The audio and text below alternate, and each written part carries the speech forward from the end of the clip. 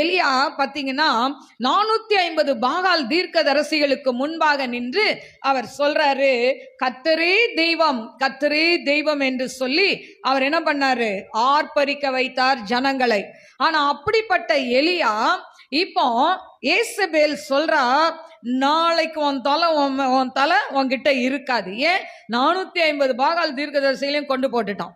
அதனால அந்த ராணி, ஏசபேல்னா ராணி, அவ சொல்றா, நாளைக்கு உன் தலை உன்கிட்ட இருக்காது. இந்த செய்தியை கேட்ட உடனே தீர்க்கதரிசியான எலியாவுக்கு பயம் வருகிறது. என்னதான் தீர்க்கதரிசியா இருந்தாலும் அவனும் என்னது, மனுஷன் தானே. என கருமையான தேவ பிள்ளைகளே, அப்படி ஒரு பயம் அவனுக்குள்ள வந்ததுனால அவன் பாருங்க, ஐயோ நம்ம தலை நம்ம கிட்ட இருக்காது, இப்படி சொல்லிட்டாங்களே, இவ கொன்னுருவாளேன்னு சொல்லி ஓடி போய் ஒரு சூறை செடி, முட்கள் நிறைந்த ஒரு செடிக்குள்ள அவர் போய் படுத்துக்கிட்டார். ஆண்டவர் விட்டாரா? இல்ல. ஆண்டவர் சுட சுட அப்பத்தையும் தண்ணீரையும் கொடுத்து சாப்பிட கொடுத்த உடனே திரும்ப சாப்பிட்டு திரும்ப என்ன பண்றாரு, ஜாலியா தூங்குறாரு. ஆண்டவர் உடல் அப்பமும் திரும்ப 2வது தடவை கொடுத்து, இந்த பாருப்பா, நீ சாப்பிட்டு தூங்காத, நீ போக வேண்டிய தூரம் வெகு தூரம்னு சொல்லிட்டு போயிட்டாரு தூதர். இப்ப சாப்பிட்டு அந்த தேவ பலத்தோட ஓரை பருவதம் வரைக்கும் 40 நாள் நடந்தாராம். அல்லேலூயா.